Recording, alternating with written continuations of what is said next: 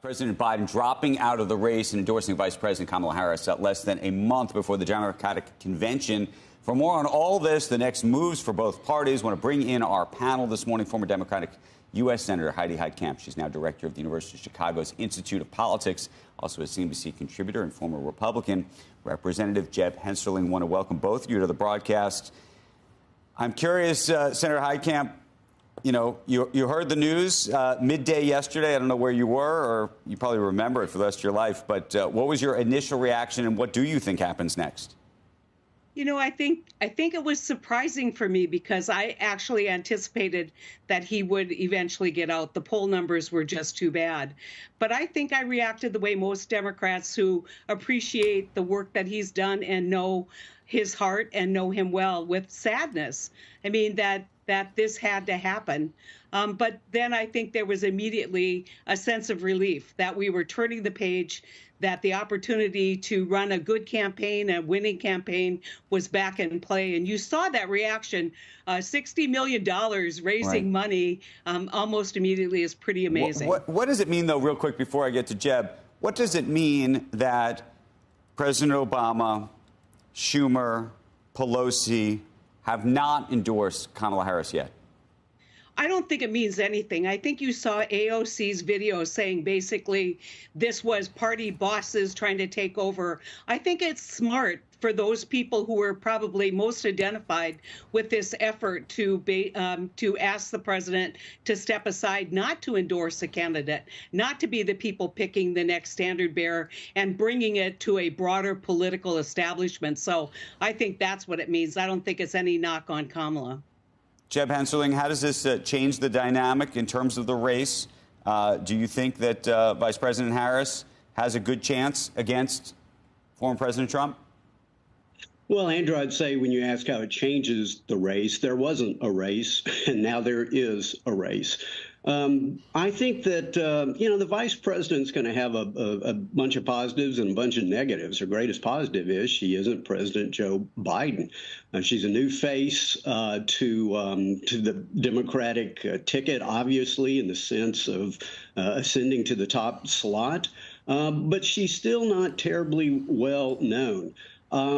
I would say that, number one, she's going to have to tell her own story, have her own narrative, and I think it's going to be a real race to see if the Trump campaign is going to tell her narrative for her, if they're going to define her before she can define herself, which is exactly what President Obama did to Mitt Romney before he could define himself, because President Obama's numbers were so bad. Let's face it, right now, one of the biggest negatives that Vice President Harris has, although she isn't Joe Biden, she has Joe Biden's record around her neck, whether it's be the withdrawal from Afghanistan done in a disastrous way, whether it be particularly inflation. I mean, let's face it, the question for a lot of voters isn't what have you done for me lately? The real question is, am I better off today than I was 4 years ago?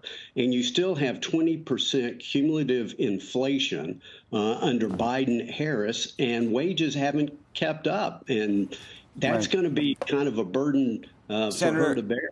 Senator, how does she deal with the immigration story? And then separately, in terms of tacking to the middle or tacking to the left, which way do you think that she goes? I think she goes to the middle. I think you'll see that signaling in her selection of vice president. And so that'll be interesting. But, you know, this race for the nomination isn't over. You don't see a lot of people jumping up and down, but we do hear rumors that people are looking at this. It will ignite and excite the base, I think. And, you know, there was going to be these problems, whether it's inflation, for any Democrat who steps on the ballot. The one thing that a Republican pollster recently told me is that the only thing people really know about her is her laugh.